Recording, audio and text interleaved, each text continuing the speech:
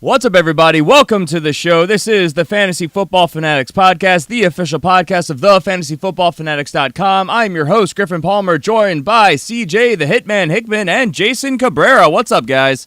What up, man? What's going on? Not too Hello, much. hello. Hello. Of course, it is Friday, December 15th. We are going into, well, for a good amount of people, the second round of playoffs. For another good amount of people, the first weekend of playoffs, and definitely the first global elimination round. So hopefully everybody is prepared. You know, you've made the appropriate adjustments. You are ready for this weekend because it's in most leagues, unless you play in one of those double elimination leagues, which are cool, but they chew up such a big portion of your season. But for most people, you know, it's one and done, and it's that time of year. So it's time to really focus, and we're going to help you guys out with all of that. Of course, it is Friday, December 15th, and we have an amazing show. We're going to be talking about all the top headlines, get you guys prepped, and with that, of course, all of our starts and sits for week number 15. Just as always, please make sure you guys subscribe wherever you're listening. We are a year-round show. We'll be here throughout the rest of the season, the playoffs, and into the off-season.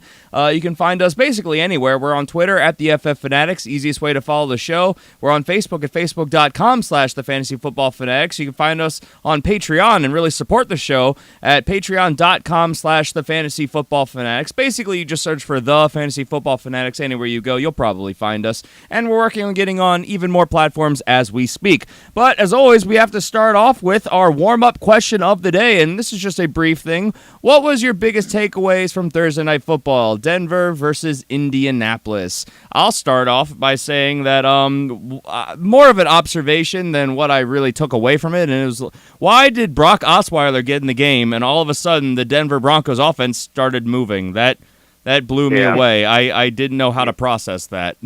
Well, he's playing with a chip on his shoulder now. You know, I mean, he had a rough time in the past two places he's been, and he's back where he belongs in Denver in his mind. And I think they're rallying around him, you know, and they're playing really well, and they did. And even C.J. Anderson looked tougher, running between the tackles. It was really difficult to bring down. So it was a good game overall. Yep. You guys have any takeaways that you wanted to throw in here? I just need Jack Doyle to do a good game. He got me 11 points in one league, so that's pretty much it. Yeah. The Indianapolis secondary also didn't help. There was some busted coverages there. They let some guys go right down the middle and score on them. So big plays, bad defense, and makes Brock Osweiler look good all of a sudden. Yeah. Does right? he get another big contract all of a sudden? No. If he is, he's basically should be the director for Ocean's 14. The man come up with another knows one because how he to is work a system. He is robbing the system. Oh man. Well, so Brock Osweiler, our biggest takeaway, and I think what most people are going to be talking about. If I get one, should I pick up Brock Osweiler for a Week 16 question? I'm going to lose it. So, yeah, we'll just leave it at that. I'm literally going to be like Stewie Griffin when he went up to Matthew McConaughey and with his house. No. Like, you are not funny. No. Literally going to do that to you. I just saw that episode like 2-3 days ago. Yeah, me too. Anyway, let's move on to our top headlines from around the league, and I'll start with PSA, a public service announcement for all you guys. Remember that there are 2 games on Saturday this week. So remember, you have to set your lineups early. If you have players playing in the Chicago-Detroit game or the Chargers-Chiefs game. So those are all players playing on Saturday. Can't stress that enough. The last thing you want to do is go set your lineup Sunday morning and be like, oh, crap, I wanted to play this player. Or, oh, crap, I didn't mean to play this guy. And now you're stuck in your playoffs. So make sure you guys start them. And another thing we talk about a lot more, I think on the Patreon show, make sure you set these guys in your actual starting positions. If they lock up a flex position, that limits your ability to move around. Just because a guy's your flex player doesn't mean he has to play in your flex position. So with that, let's move on to our headlines, and we'll start at the quarterback position with some exciting news that Green Bay Packers quarterback Aaron Rodgers has been medically cleared to play. He will be playing in Week 15. So he's back. Mike McCarthy said that if he was medically cleared, he would be starting, and he has been, and he will be. So I ask you guys, what does this mean? He's going up against the Panthers. Do you guys start him? Do you start everybody? What do you do here? It's a tougher matchup. I already know my answer, but I want to know what you guys think. I mean, you're loving this for Jordy. This is beautiful. Jordy Nelson has been basically a ghost for these last couple of weeks. So to get him back, that's going to be good. Devontae Adams, he'll be so. But overall, I think you're excited about this. And if you have been in some leagues where they somebody dropped them, and if you were hurting at quarterback, like if you had a Carson Wentz, and he just went down, he wasn't able to pick up Nick Foles. I think this is even more gold for you if you could better pick up Aaron Rodgers and just let him ride him out, because they still have something to play for. I mean, they're still trying to fight to try to get it, at least get a wild card spot. So I like it. Yeah. So you start everybody. Yeah, basically. Jason? Everybody that's attached to it. All right, Jason. I mean, I'm a little cautious just because it is the Carolina Panthers. They're a tough defense. But you know what? It's Aaron Rodgers. And he's the kind of quarterback, he's not going to go into a game not ready. He's not going to allow that to happen. I think if he's going to play, he's going to be ready, and he's going to go off. So I agree with CJ. I go ahead and I start at least Rodgers and Jordy Nelson. Yeah, I mean, I'm starting everybody. He's been practicing for weeks, and by all reports, he's looked really, really good. He's talked about wanting to get Jordy back involved. He thinks Jordy's got a lot of gas left in his tank for this season because he hasn't been being used very much. I mean, he's not been a usable fantasy option the last couple of weeks.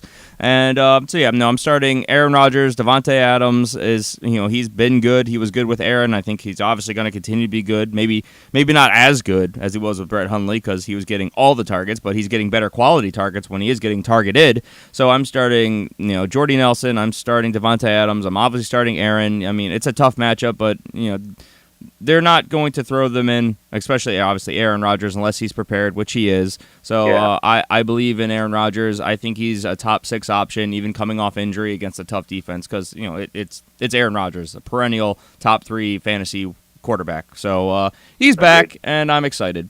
With that, let's move on to Indianapolis, where owner Jim Irsay said that Andrew Luck went to Europe to get additional options on his shoulder, seeking additional medical opinions. Quote, "We didn't find out anything ominous." So no news is good news. All right. Yes. I mean, look, obviously there was a series of setbacks, and it's a unique injury. I mean, we're obviously doctor-patient confidentiality is kind of thrown out the window when it comes to professional athletes, but they still keep some stuff behind closed doors. We don't know much more. I'm sure we'll know a lot more in the offseason, but if you're seeking opinions overseas, that's not a good thing. Though I guess coming back and saying that they didn't find anything wrong is also a good thing, but something to monitor.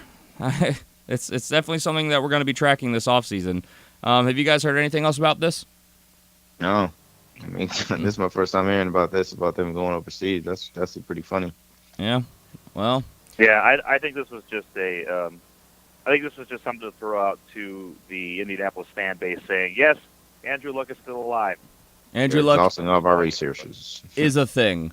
All right, let's go to Buffalo, where quarterback Tyrod Taylor was practicing on Thursday, of course, dealing with that knee injury. He is expected to not only be ready for game time, but to start, which I think is obviously great news for pass catchers. And if you're a Tyrod Taylor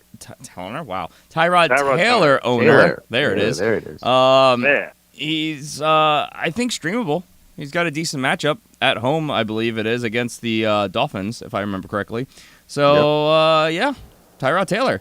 In Tennessee, quarterback Marcus Mariota was a full participant in practice during Thursday's portion that was open to the public. Of course, they are playing this week in San Francisco, if memory serves. So, yes, Marcus Mariota, is he startable? He has not been great as of late, and the 49ers, as statistically bad as they have been, they've been getting a little bit better over the last couple of weeks on defense. I mean, do you guys? I guess the better question is, do you trust him?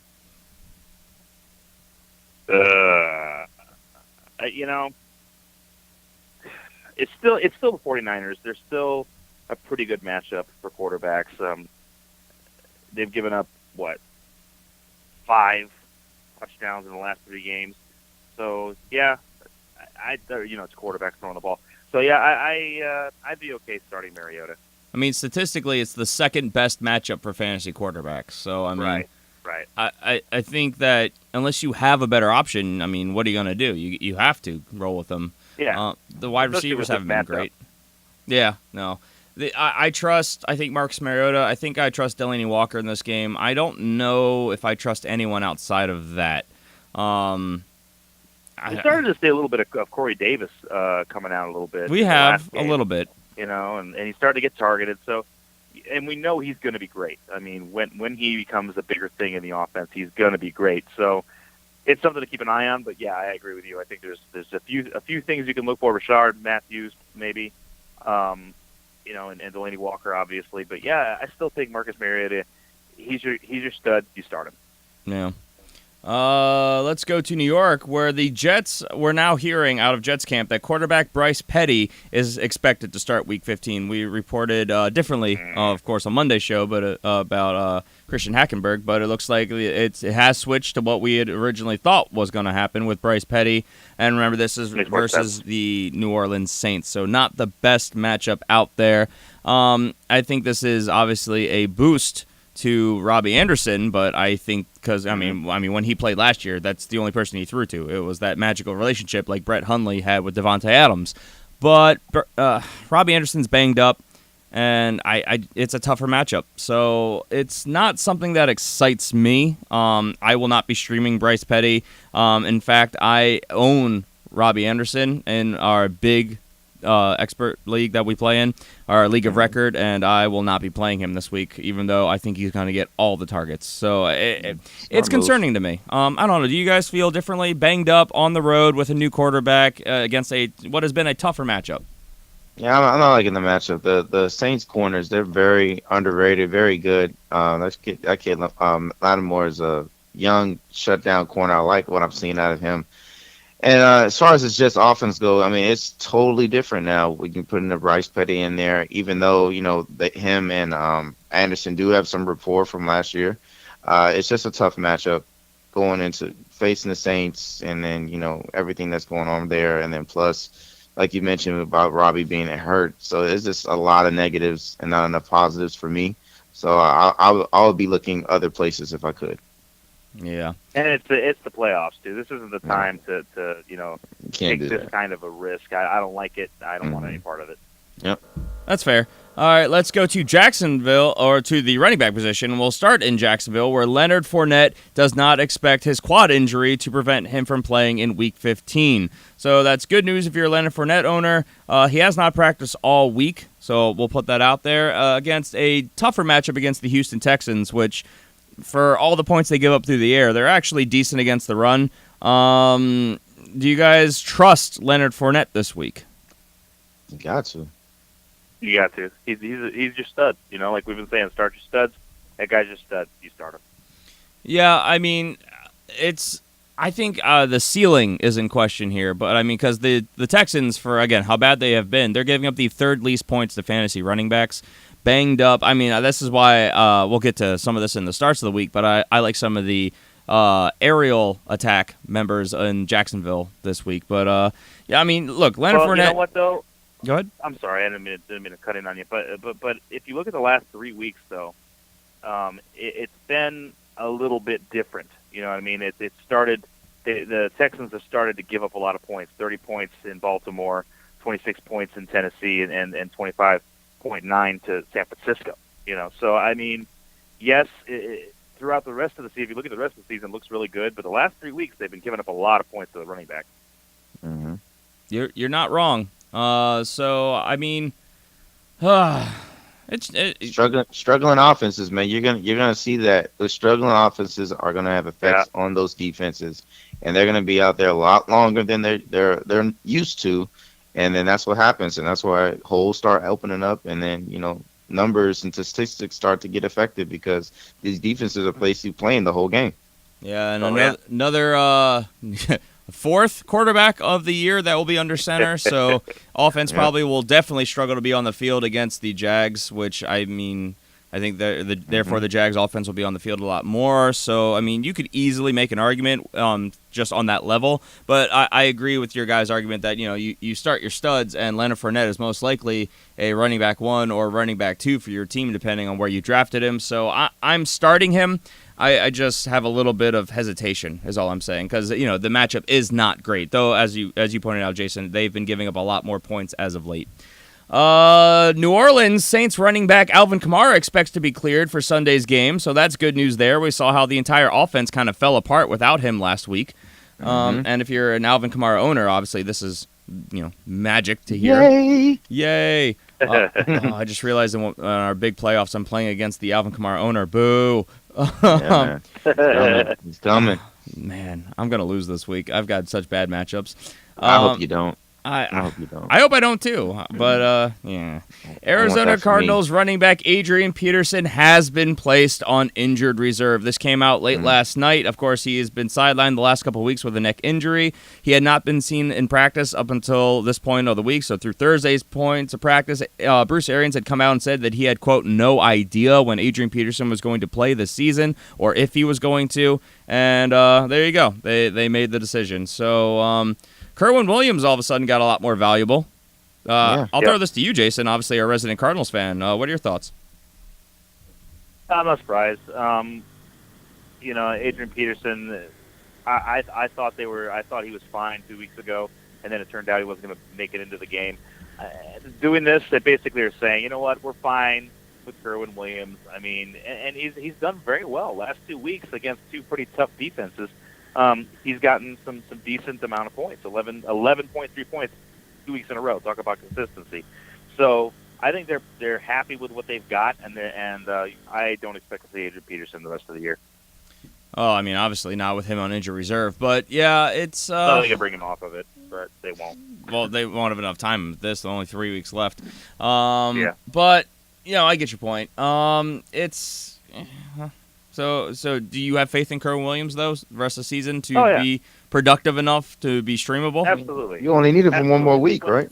I only need him for one more week. But unless you play in one of those crazy Week 17 leagues. Well, we don't do that. That's you can burn it down like Seth Rollins then. just burn that league down. Don't do that. But CJ just likes to see the world burn.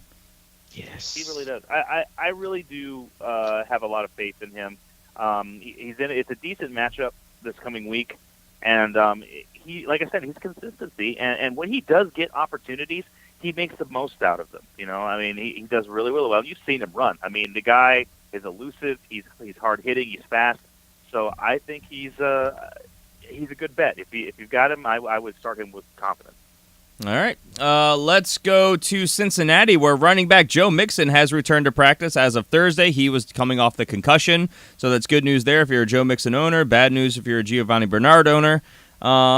He's expected to play, I believe, having cleared the concussion protocol as of Thursday. In Atlanta, head coach Dan Quinn said that running back Tevin Coleman still remains in the league's concussion protocol, so that's bad news for him. Good news if you're a Devonta Freeman owner, obviously for volume's sake. In New York, Jets running back Matt Forte returned to practice on Thursday. He, of course, was dealing with a knee injury. And in Miami, running back Damian Williams was limited in practice on Thursday, dealing with a shoulder injury. So I start off by asking, with Damian Williams possibly coming back, does this ruin your expectations for Kenyon Drake this week? No, I don't think so, man. I'm looking at the way this Miami team has been going. Kenyon Drake has been doing good work with them. So, I think this is even a plus, a bonus that, if he's out, Drake's going to get the real majority of the touches. And I think they got a good matchup going against, the Bills this week, man. I think they're vulnerable. They can be able to they've been giving up a lot of rushing yards, man, ever since, what's that dude? His name is escaping me for some reason. But Darius, when Darius left, their rush defense is god awful. So I think Drake can have a great game this week. Yeah, I agree with CJ. I mean, if you look at the last 2 games, he's gone over 100 yards both games. He's been featured in the passing game, and when they've made him the featured back, they've won games. And they haven't just won games; they've played extremely well. So if I'm Miami, I don't mess with it if it's working. And right now, it's working. So keep handing him the ball, keep getting him his volume. I mean, look, I don't think Damian Williams is going to play, honestly, and if he does, I think it's going to be very sparingly. I still think Kenyon Drake is the workhorse, and I think he's going to be the lead back. And the Bills, as good as they were to start the season, I mean, the last couple weeks, going back to week 8 against Oakland, they gave up 50 yards and a touchdown, not outstanding there. But then it was 181 yards, 2 touchdowns, 294 yards and 5 touchdowns against the Saints in Week 10. The Chargers in Week 11, they gave up 139 yards and 2 touchdowns. Now in Week 12 they did good, but that's because they were playing the Chiefs, and the Chiefs forgot how to use Kareem Hunt, where they gave up only 7 yards on the ground, which is an anomaly. Because then in Week 13 against the Patriots, 188 yards and 2 touchdowns, and so on and so forth. So, I mean, it's a decent matchup, even though it's divisional. I still think it's good. Kenyon Drake has really kind of given a spark to this offense, and I think they'd be crazy to go away from him. In fact, I may be talking about him a little bit more later on. Just spoiler. I see the wink. I see the wink. I see the wink in the gun. Wink in the gun. There it is. The Bills are currently giving up the most points to fantasy running backs. It's an amazing matchup, and a lot of that has been second half of the season. If you extrapolate this, what they've done the last half of the season over the entire season, they are by far and away the worst rush defense. So I'm not worried about Damian Williams. I don't think he's going to be a big thing, and if he's in there, it's just going to be, I think, to spell Kenyon Drake. So it doesn't concern me very much this week. With that, I guess let's go ahead and move into the wide receiver position, and we'll start in Houston, where wide receiver DeAndre Hopkins did not practice on Thursday, dealing with a toe injury. Expectation is he's going to play. I'm honestly not concerned at all about the toe injury, but I will say expectations, I think, have to be slightly reduced, knowing that he is going in with T.J. Yates now. Look, the start your studs argument, there are some people who live by it. There are other people who don't think it's a real thing. It's all down to matchups, and there are people in between. But bottom line, I think if you have a guy like DeAndre Hopkins, who is a top 3 wide receiver on the year, and he's done it with 3 other quarterbacks, you're going to start him. It's just, I think your expectations have to be somewhat limited. So I throw it to you guys. If you guys were in a league right now with DeAndre Hopkins, knowing T.J. Yates is going to be under center in Jacksonville, they're on the road in Jacksonville, what are you doing? Sitting him. You are taking the approach to sit him? I got to sit him. Absolutely. I mean, okay, look at this team. I mean, it's not good.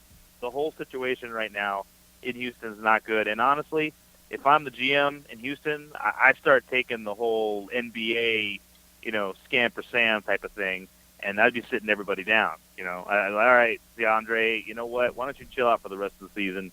We're not going to get in the playoffs. Let's get some more talent to put around Deshaun Watson. And get a tight end or somebody, get him in there and improve our situation. I'm not touching this team from here on out. Yeah, the Texans are 4-9. Their chances of making the playoffs are literally gone. So what are they playing for besides the fans and pride? Yep. But I think DeAndre Hopkins is a competitor. This is a bad matchup. If you start him, I won't fault you for it. I'll say that right now. But appreciate your moxie. Yeah, you got to sit him down. Yeah, but it's just one of those things. Could he go off? Absolutely. He has had great games against some of the best corners in the league so far this year. But that was with different quarterbacks, and not in Jacksonville, who has been the best defense by far against the pass. I mean, and they're at full strength. So and they have something to prove after what happened when they led up last week against the Seattle Seahawks. So I think they're going to take away. They're gonna put Jalen Ramsey and probably give him some safety help on DeAndre Hopkins and be like, okay, find a way to beat us. And I just don't see DeAndre Hopkins going off. Could it happen? Absolutely, but I think it's a small % chance. But if you're one of those people who believes, I start my studs, these are the guys that got me here, I'm ride or dying with these guys, I'm not going to fault you for it. More power to you. Yeah, you can go down with this ship because, again, he is a top performer on the season. He's having a magical year through lots of adversity. So it's on you, and I don't think anyone would fault you either way.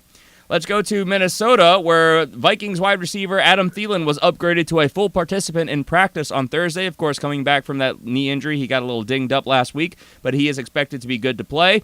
In Los Angeles with the Chargers, wide receiver Robert Woods says he expects to play in Week 15 versus Seattle. So, good news for him coming back, but bad matchup. I'm taking the wait-and-see approach. Bad matchup on the road and coming back from injury. So, Robert Woods has been good this year, but I'm not jumping the gun to put him back in my lineup. Are you guys?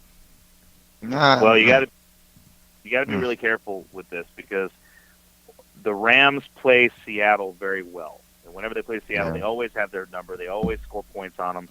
So, and remember, that's a depleted Seattle secondary. It is. So, it's completely depleted. The Legion of Boom is not there right now. At all. It's the Legion of, who? It's the Legion of whom? That's what it is. And so given that, actually, if I've got Robert Woods, I'd probably start him. I don't know. I'm a little. I mean, I like him. I like the talent. I love the chemistry that him and Goff have. But one thing that I saw last week, and I'm taking out my eagledom out on the side of it. But when you get pressure in front of Jared Goff, he starts to crumble, and he doesn't have the same moxie as you normally see from him. So that's one thing that's concerning to me. And that Seattle secondary, we don't know who those guys are. But they do have one heck of a front seven that can make some havoc, and I've seen that firsthand personally. So I know what's up with that. It's just players coming back from injury, which is always concerning to me.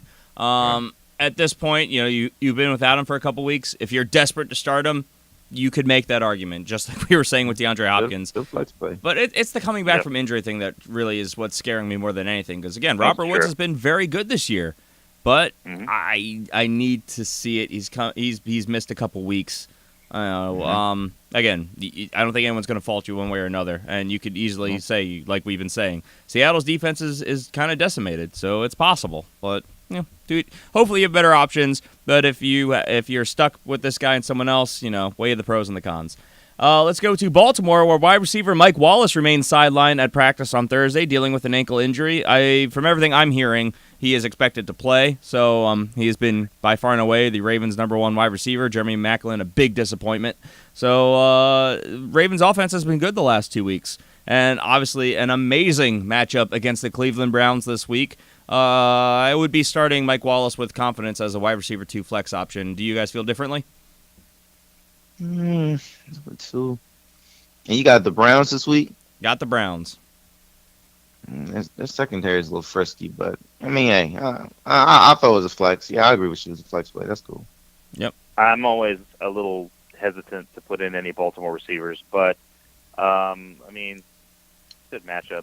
So sure.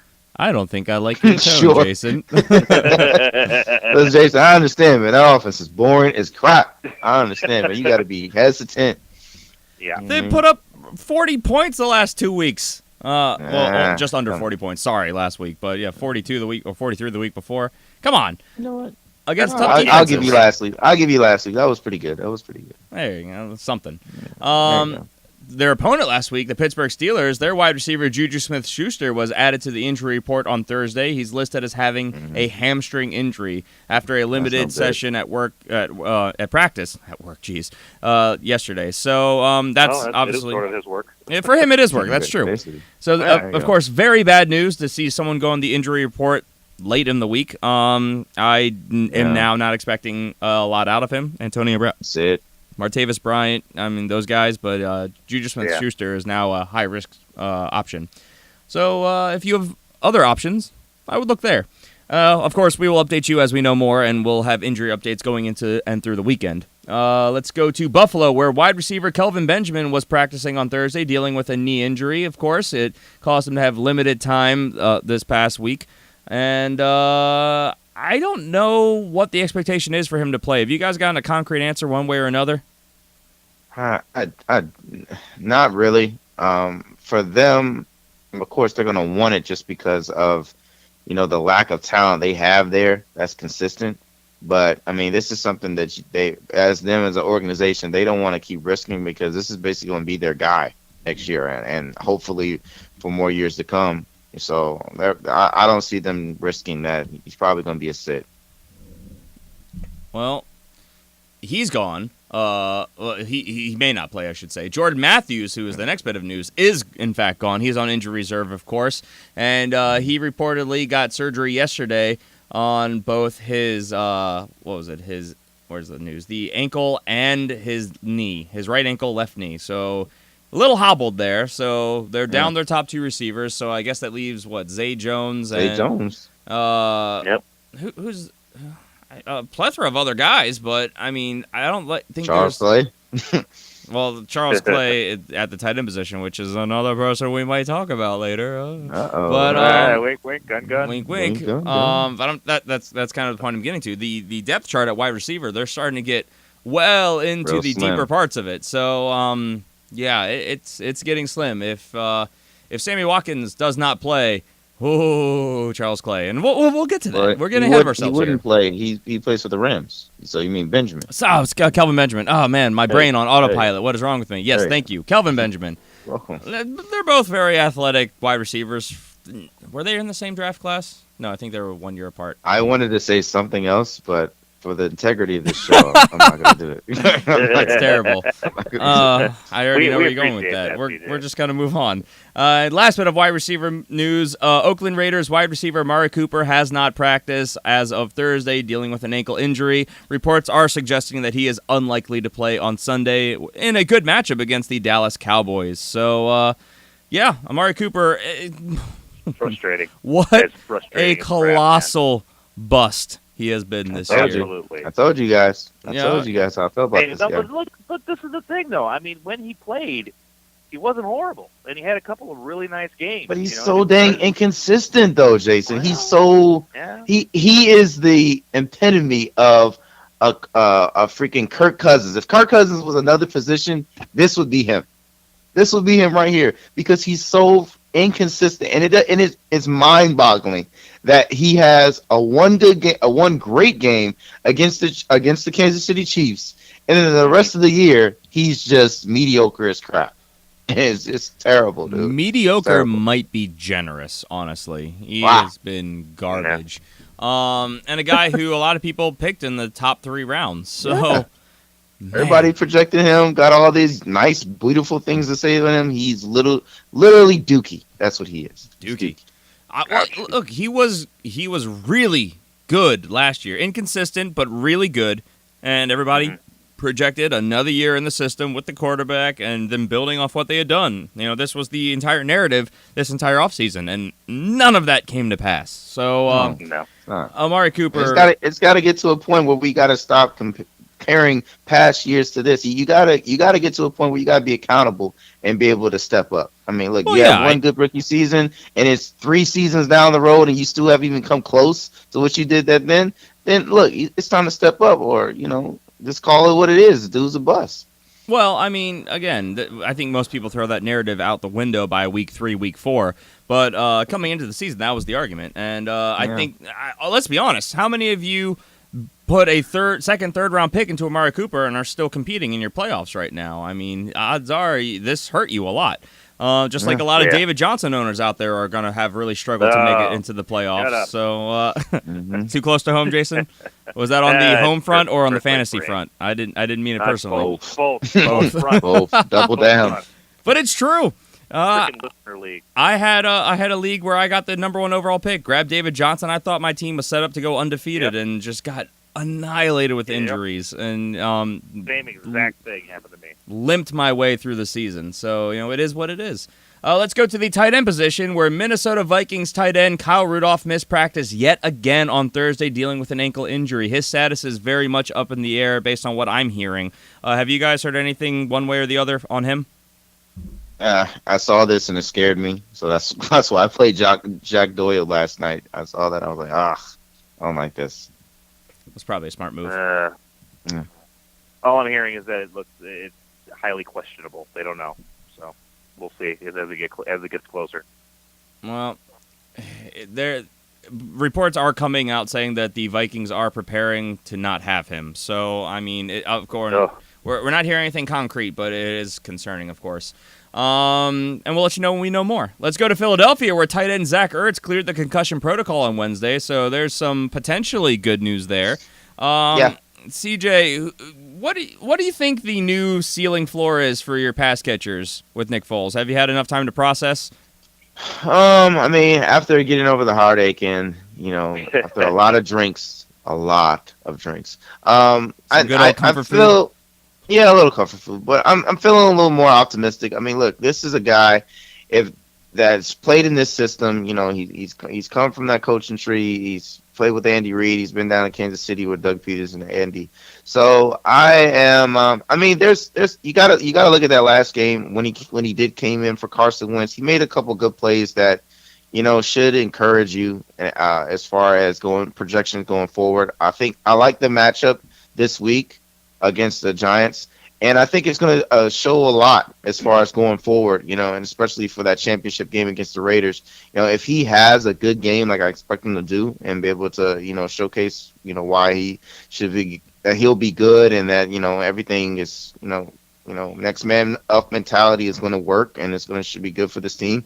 Then that championship game is that should be just a straight up layup for you, because the Raiders defense is not good, the secondary is bad, and then this is the guy that it would be like an anniversary game for him, because this is the team that he put up 7 touchdowns on. So I am going to this game knowing that Zach Ertz is going to be that guy. I'm gonna start him, and then I'm definitely going to start Alshon, because I think he's going to throw the ball up for him and let Alshon do some work too. Yeah, you got to trust your players. So we'll see. I don't know how many people we're going to say have better options at the tight end position either, because it's been such a dumpster fire. So yeah, Zach Ertz is most likely your stud guy, and you're going to trust him. So, and a very good matchup against the Giants. So very good matchup. Yeah. Band of renegades, those Giants. Yeah, I expect good things, honestly. I think that the ceiling has to come down across the board, but I'm not overly concerned. Let's go to Washington, where tight end Jordan Reed was placed on injured reserve, finally, dealing with a hamstring among many other things. So, what a disappointing just season. Do that in week 1. I don't know about that, but they could have easily made an argument for it by about week 5, week 6. So, Jordan Reed's season ended. Very disappointing campaign this year. And, with that, let's move on to our topic of the day, our Week 15 starts and sits. So, as always, we're going to go through this position by position, starting with the starts, then moving to the sits, and we're going to start with the quarterback position, where I am starting Blake Bortles. Bortles. Ooh. And I'm putting my money where my mouth is. For every one of these starts that I have at least in our league of record that you guys will see, I will be starting these players, so you can hold me accountable. But Blake Bortles, I hate that. This is going to be my second playoffs in 3 years where I'm relying on Blake Bortles to bring me home that trophy. But, Blake Bortles has a fantastic matchup against the Houston Texans. They are at home. Texans defense is giving up the 4th most points to fantasy quarterbacks. Their running defense is actually pretty good, which is like we were talking about before with Leonard Fournette. So I think they're going to be airing it out more, which gives him more volume, more opportunity against a pass defense, which is atrocious. On the other side of the ball, I think the Houston offense is going to royally struggle to move the ball. I just see no way that Blake Bortles does not have a great game this week. Volume, opportunity, great matchup. Blake Bortles is a fantastic streaming option and truly my stream of the week. If he is on your waiver wire and you have a starter that has a really bad one, I start him with confidence over maybe there might be 5 or 6 automatic starts that I put above him, but he is up there in that upper echelon of starting quarterback for me this week. So I have a lot of confidence in him going into Week 15 playoffs, and I'm putting my money where my mouth is. He is locked into my starting lineup. CJ, your guy. I like it, man. I like it. Like I said, I think that Houston's defense is going to get worn down, and the Blake Bortles is going to get some shine. Sure is. My guy is Phillip Rivers, man. Look, I've been riding this guy for the last 3 weeks, and I'm going to keep riding him. He has a great matchup going against the Kansas City Chiefs, who has Darrelle Revis as one of their cornerbacks. So that's instant fantasy points for that quarterback. I love this dude. This dude has just been putting up points, man, averaging close to 30 points these last couple weeks. It's a beautiful matchup. I love it. I love it for the pass catchers. I love it for the tight ends. My man Hunter Henry's been doing good work with him. Phillip Rivers is just straight up gold right now, and I'm riding him all the way to the championship, and so should you. Jason? All right, so I'm going to throw out Drew Brees going against the Jets, so pretty good matchup, and they are at home in the Dome, so that's good. They're going to get Alvin Kamara back. That's going to be a little bit of a linchpin for that offense, so I think that Drew Brees is going to be able to get himself a nice amount of points. I also want to mention Jimmy Garoppolo. And Jimmy G. Jimmy G. And I'll tell you why. Because he's played 3 games. And in those 3 games, he has trended in one direction, straight up. North. 7 points, 12 points, 22 points. Okay, and he did 334 yards against Houston. So he's getting better and better every single week. I think that he is about to have a breakout game. I think this is the week. I have a really good feeling this week against Tennessee. I think he's going to go off. Come on, Jason. Need some more enthusiasm, man. Come on, man. This is Jimmy G we talking about here. Come on now. Yeah, that's about as enthusiastic as I get. Okay, all right. I got you. I understand. I understand rival. I got you. I understand. Oh, that's true. I didn't think of that angle. Cardinals fan over there. All right, so to recap, Blake Bortles, Phillip Rivers, Jimmy Garoppolo / Drew Brees. There you go. All right, running back starts of the week. I am starting Kenyon Drake. Went pretty in-depth in this argument earlier on, so just to quickly recap, they're going against the Buffalo Bills, who have been they're not only the best statistical matchup of the year, but they are by far the best matchup over the last 5-6 weeks, I think it was. So, I mean, they are a phenomenal matchup. He has had a spark, and he has been fantastic. He has been a top 5 running back over the time that he has been in as the starter since Jay Ajayi left, depending on your scoring system, top 6. So, I mean, he should be locked and loaded in your lineups, and Damian Williams, even if he comes back, I think it's going to be a change of pace and to spell him type thing. I'm not concerned at all. So, again, putting my money where my mouth is, he is starting in my roster this week. Go start Kenyon Drake. Very good matchup. Yes, it's divisional. I don't care. The Bills are not good against the run. They're too banged up. CJ, your guy. My guy is the only thing I like about my guy Griffin Palmer's Ravens. Man, leave my and Ravens that alone. Offense is Alex Collins. This dude again. I don't know why I like this guy so much. You know why? Because awesome. He's fantasy points. He scores and he makes fantasy points and he makes this offense run. Joe Flacco looks for him. He gets the opportunities, man, and he gets the volume. And right now, in these crucial, very stressful times, you need consistency. You need opportunities and you need volume. And that's what Alex Collins is giving you, man. And he's playing the Browns this week. And the Browns, they're pretty favorable with the run. They like to open the door for you and get a couple yards. So I like this guy. Go pick you up. Good matchup. You know, he's a lead back. Could be because he's averaging 5.1 yards a carry with over 160 carries to show the body of work. Maybe these are all reasons you like him. The reasons I like him. I like all that. Absolutely. Yeah. I like all that. Yep. I don't like the Vultures in Baltimore, but I mean, he's going to get you points on yardage alone. Jason, your guy. Jay Ajayi. Why? Because Carson Wentz is injured. Okay, that means that we're going to see a little bit more leaning on the run game. Nick Foles is a decent quarterback. I have faith in Nick Foles. And by the way, 7th best matchup in the league versus the run is the New York Giants. They are not good this year in pretty much any facet of the game. So I think Jay Ajayi is going to get an opportunity. He has been doing very well. He's trended up. I think he's going to trend up even more against a very bad New York Giants team. I like it. I like it a lot. So truly 3 streamers here. Well, Jay Ajayi was taken early in drafts, but he was dropped in a lot of leagues. So Kenyon Drake, Alex Collins, and Jay Ajayi are our running back starts of the week. At the wide receiver position, I am starting Michael Crabtree. Now, the reason for this is relatively simple.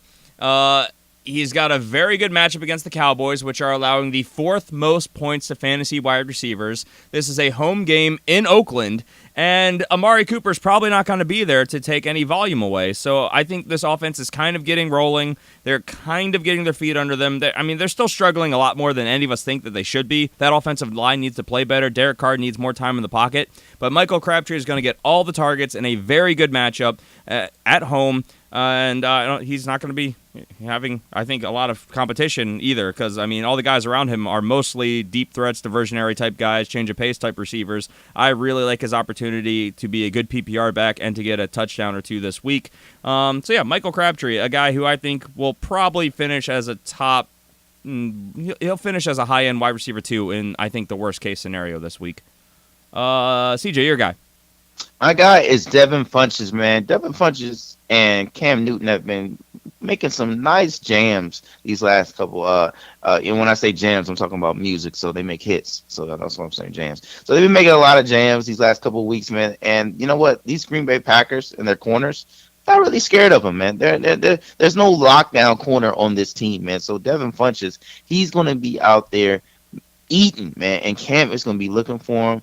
Ever since that Kevin Benjamin trade, man, we've seen Devin Funchess start to come into his own a little bit, man, and showing what he can do. And this guy is getting good, man. I like it, man. I'm going to keep riding this train until the wheel fall off.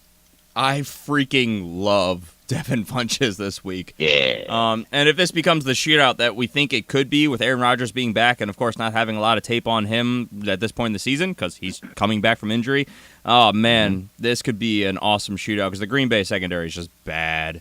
So, yeah, no, I agree. This is a guy who I contemplated having be my start of the week. Jason, your guy. I just changed my guy, and the reason I changed my guy is because I think the guy I picked originally is just too obvious. I was going to go with Julio Jones.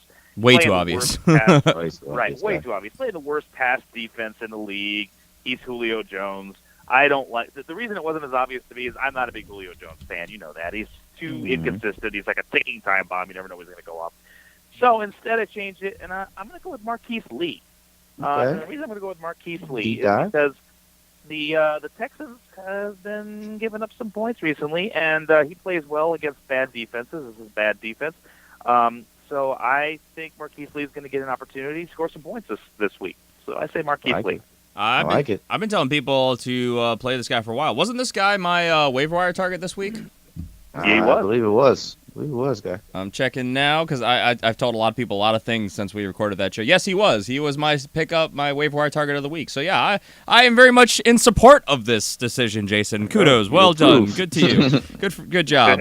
So, again, Michael Crabtree, Devin Funchess, Marquise Lee are our wide receiver starts of the week. Tight end starts of the week. I am starting. Oh, man, I'm putting my money where my mouth is again. Really, Griffin? I really am. Charles Clay. Oh, my God. Didn't you just say you were done with Charles Clay? I said I was done with Austin Seferian-Jenkins. I might have said that as well. Yeah, these were two guys that I was really banking on having a strong sleeper tight end secondary. Not secondary. We have a 2 tight end league in our big league of record, so I don't know what word I was going for, but yeah, those are going to be my 2 tight ends that I thought was really going to be my sleeper picks that were going to help me, spend money elsewhere in the draft and kind of keep going. And it's been a bumpy road. Charles Clay's been up and down. Of course, he got injured. He hasn't really been the same guy since he got back. Austin Seferian-Jenkins hasn't been good really since the emergence of Robbie Anderson, so it's been rough. But I think that Charles Clay this week against the Miami Dolphins, who are giving up a healthy amount of points to fantasy tight ends, and not only that, there's no other real pass catchers that are in Buffalo. I cannot talk. There are no other healthy pass catchers in Buffalo that are going to be consistently on the field and get a good, healthy amount of snaps and targets from Tyrod Taylor. Tyrod's back. He loves to use Charles Clay. And besides LaShawn McCoy, who I think is going to be probably a little tired still from that Snow Bowl last week, they need to move the ball through the air. And I think that this could be a get-right game for Charles Clay. And again, I'm putting my money where my mouth is. Another guy I'm starting in our big league of record this week. The Dolphins are giving up the 6th most points to fantasy tight ends, so fingers crossed here. CJ, your guy. My guy, look, I'm going down into my Barney bag, man. I'm this going scares down me. deep. deep in the bargain bag, and I'm pulling out Adam Shaheem, my guy that I said to pick up in the our waiver wire picks earlier in this week, man. I'm going to start him this week. You know why? Because these Lions, this defense that was very stout, very stingy, very a team not to be messed with. They haven't been showing that these last couple of weeks, man. They've been giving up a lot of points, and these tight ends have been scoring on them, man. I like Adam Shaheen this week. Look, Trubisky, he's going to look for him, and when he gets into that red zone, that's where Shaheen makes his money. And I see Shaheen getting that red zone one more time. That's why I like Shaheen this week. I like it. I wanted to pick him up so bad and play him, but I don't know. The Lions, they have not been great against the tight end. It's true, but it's something about that divisional matchup and Mitch Trubisky just scares me. It could go so many ways, but I can't fault it. The Lions are statistically a good matchup. No, you know my saying. You know my saying about that scare stuff. Yeah, I know. All right. Jason, your guy. Zach Ertz, and I'll tell you why. Because Zach Ertz just watched a game, and a guy like Zach Ertz hates to watch a game. He wants to play the game. Okay, True. and he's playing against the best matchup for tight ends in the league in the New York Giants. Okay, so he's going to go in there, and by the way, it's December. It's Ertz time. It is Earth time. That is a very true narrative. Right? He came out, he didn't see his shadow, and now it's time for him to come out and actually play. So Zach Ertz, they're going to bring him out of the travel trunk that he sleeps in or whatever, and he's going to play very well this week. All right, so I don't know how I feel about Jason with all these Eagles picks, man. I like it. I can't. I can't say anything about my Cardinals because they're playing like garbage right now. But Ricky Seals-Jones has a good matchup, but I just can't. He hasn't done anything last 2 weeks. Nah. he's a closet Eagles fan. Yeah, I see that. I love it. I think it's the bet that he's clearly lost between the two of you. Oh yeah, I broke that like in week 6. Yeah, shattered it. Well, anyway, so Charles Clay, Adam Shaheen, Zach Ertz are our starts of the week at the tight end position. All right, sits of the week. We'll start again at the quarterback position. I am sitting Andy Dalton. The reason is quite simple. The Bengals offense has been less than, I think, what they were anticipating, but more or less what we were expecting. The Vikings are giving up the 5th least points to fantasy quarterbacks. This is on the road in Minnesota. They are just a very good defense all around, really good quarterback pressure, and the Bengals don't have a good offensive line. Andy Dalton's not good under pressure. I just don't see any way that he has a productive outing this week, so I would not put my chips on Andy Dalton. CJ, your guy. My guy is Marcus Mariota. And look, I love Marcus Mariota, but as his play has been going on, he has been struggling. He's dealing with this little knee issue that we talked about early in the show. Yes, granted, I understand it's full practice and, he participated, but right now it's not showing on the field. He is throwing terrible balls, throwing incompletions, throwing interceptions. I don't know. I don't know this Marcus Mariota. So right now, look. Once again, this is tough times right now, stressful times. You want consistency out there. You want someone you can rely on. And I know it's probably hypocrisy to me saying these things right now, but Marcus Mariota is not your guy right now that you can consist on. But you know whose guy he is? He's Ryan's guy, a guy that I'm going up against in our expert league, and I can't wait for him to go up there and put 3.40 points up so I can crush Ryan this week. For a lot of our newer listeners, Ryan is a ex-co-host of the show back in the founding days of the show. So a lot of you haven't heard his voice for, over a year now, I think. But, many moons. It's been many moons. Since I got here. Yes. Mm-hmm. Ryan, you're going to probably win this week, I think, and it's not looking good for me. But, again, nobody cares about our league. So, Marcus Mariota and Jason, your guy. Alex Smith, he had a really good game. That's wonderful. But then he played Oakland, not so good. And by the way, he's playing a really tough matchup against the Chargers this week. Chargers don't like to give up a lot of points. They're a stingy defense. I think they're third best in the league against the quarterback. So, probably want to sit Alex Smith down. It's just not working out this year. This latter part of the year for him. Yeah, I agree. In fact, Alex Smith was a guy I was considering sitting myself as my sit of the week, so I'm completely in support of that. So our sits of the week are Andy Dalton, Marcus Mariota, and Alex Smith. I'm recapping everything this show because I need to drive these points home. Running back sits of the week, I am sitting Orleans Darkwa. Reasoning is, I think, quite simple. The Eagles are a very good run defense. They are the second best against fantasy running backs. And yes, this is in New York, but that doesn't matter. I think that the team is going to rally and have a point to prove after losing Carson Wentz. I think they're going to play very aggressive against a divisional opponent. I think the Giants are going to be kind of a punching bag this week. And I just don't see any way that Orleans Darkwa gets going. So even though I think the Eagles offense, you take a little bit off the top, I think they're still going to be productive. And even, at that point, the Giants playing from behind, they're not even going to be running that much. So I just don't like the option of Orleans Darkwa this week. I would look definitely elsewhere. CJ, why do you have to break my heart, man? Your sit of the week.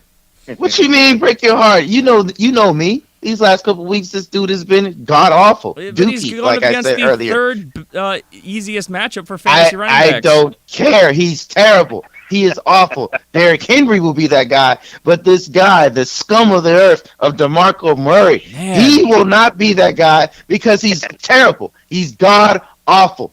Put him down, sit him down. Matter of fact, drop him. You don't need him. He's not going to do anything for you.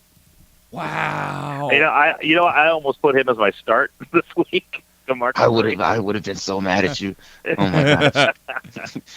It's so heated. I did not put him as my that I don't know about that. The 49ers have not played well. 49ers are really bad against the run. And I'm just saying it's a really good matchup, but yeah, the committee is obviously not good. Huh? I mean, you think Derrick Henry's gonna have a game? Derrick Henry will have a day, but this dude, no day for him. Did this guy run over your puppy or something? What? No, he's awful. He's awful, Jason. All right, he's just not getting the volume. He only got 11 carries, so that doesn't help anything. Yeah, no, that's true.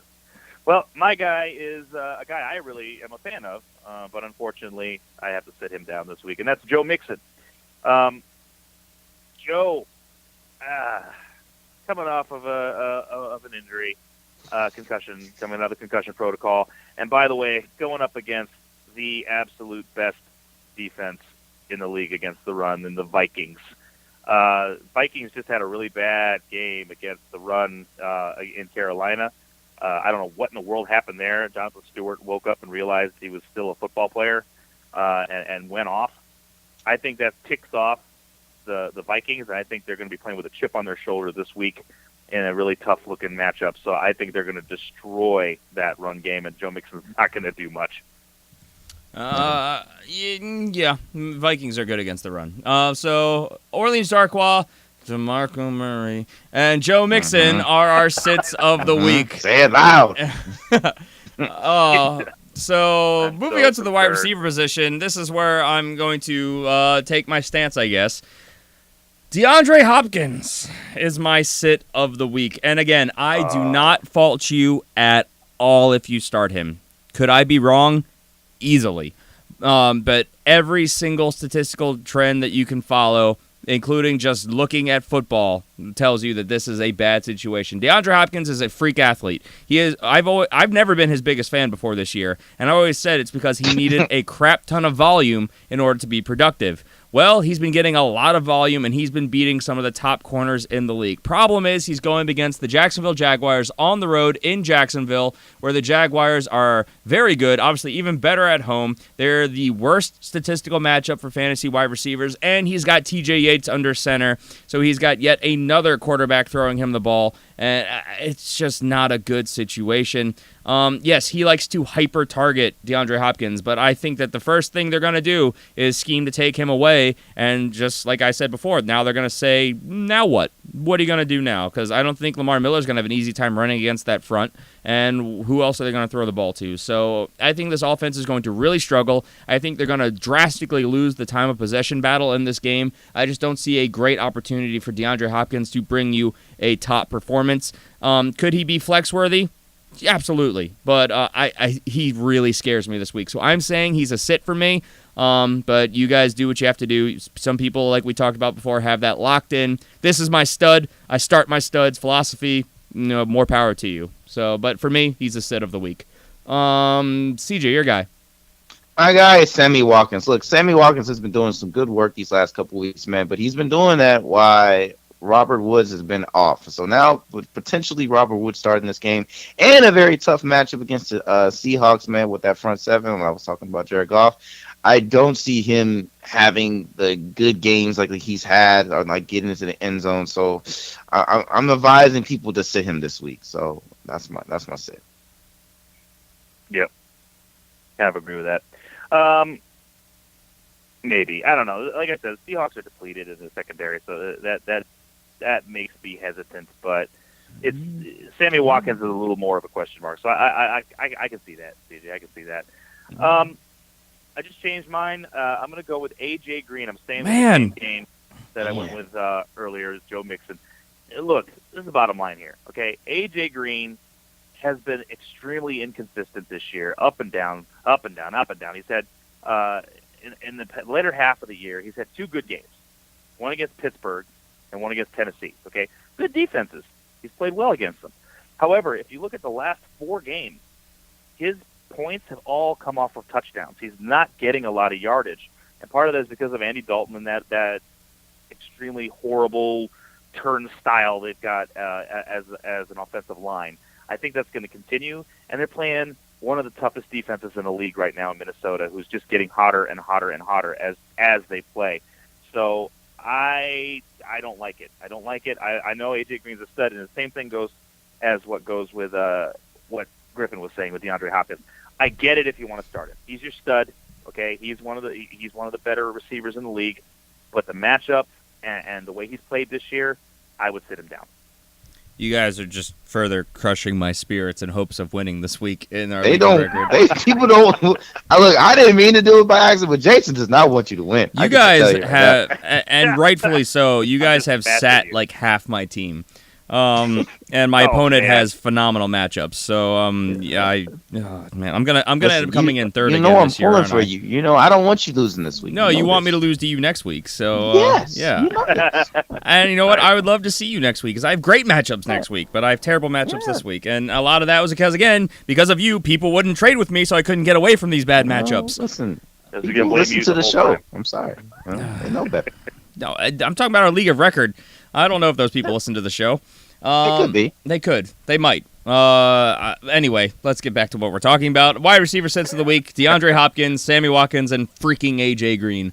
Tight end sits of the week. I am sitting a guy on my own team, Austin Seferian-Jenkins. So you're sitting your own team. You know better. This is why I'm going to lose this week. Austin Seferian-Jenkins, look. He was really good coming back. He was the sleeper guy who I told a lot of people to pick up, and he played phenomenal for a while.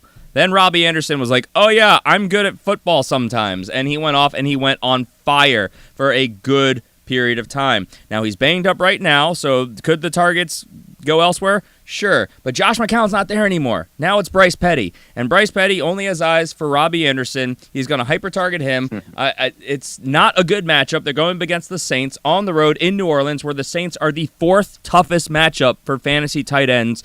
Nothing about this screams, this is a good idea to play Austin Seferian-Jenkins, so I will not be playing him this week. I would recommend looking elsewhere to a player with at least a better statistical matchup. So I am sitting ASJ. I got you. CJ, your guy. My guy is David Njoku. He's going to be going against the Baltimore Ravens this week. I don't like this matchup for the quarterback reason, and because the quarterback does have to throw the ball to the tight end. That is why I'm going to sit him this week, man. Kaiser he's played some good games, but then he has those bonehead plays that just make you just go like, man, you're a bad rookie. Why you do things like this? So that's how I feel about Njoku this week. Sorry. Fair enough. Yeah, I agree with that. My guy is Austin Hooper. I don't know what in the world this kid is doing this year, but he's just not. He's a blocking tight. I mean, he had a great game in week 1, right? Yeah. 25.8 points. Great game. And then he did nothing for like 1, 2, 3, 4, 5. It was like 7 weeks he did nothing until they played the Jets, and then he scored a touchdown, and then he scored a touchdown 2 weeks later, and then again, nothing for the rest of the year. He has done absolutely zero. So sit him down. It's not a good matchup. It's Tampa Bay. They are the 5th best against the tight end. Yeah, I'd go ahead and sit him down. I like it. There's so much random feedback in the background. Yeah, but anyway. Aliens like it too. Yeah, well, whatever. We like Jason's picks. We've been having a lot of technical difficulties here. We're going to try and fix them. For the YouTube crowd who's always asking, where's the video? Peel back the curtain. We've relocated. I don't want to see Griffin's face. Some equipment got lost and some got broken, and it's been a big headache. So I gotta be honest, man. I've been getting texts like, look, we appreciate the actual sign. We were tired of watching Griffin drink god awful energy drinks. Yo, I'm drinking. I found a place that has Uber Monsters. They are by far and away my favorite thing in the world. If you haven't ever had an Uber Monster, they're phenomenal. Monster, you can sponsor us if you like. We've just lost 50 ratings right now. No. You don't understand, CJ. Uber Monster is like the best. Fight me. Uber Monster is my favorite energy drink out there, bar none. How did we get on this? The thumbs downs are CJ just continually happening right now. Bring it. Fight me. So again, Austin Safarian-Jenkins, David Njoku, and Austin Hooper are our sits of the week at the tight end position.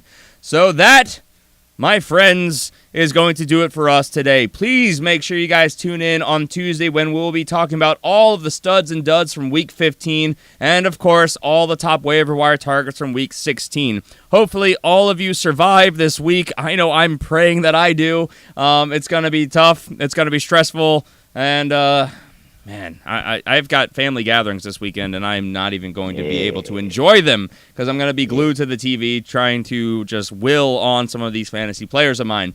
So, as always, if you guys want to support the show, head over to patreon.com/thefantasyfootballfanatics. Get yourself bonus podcasts every single week.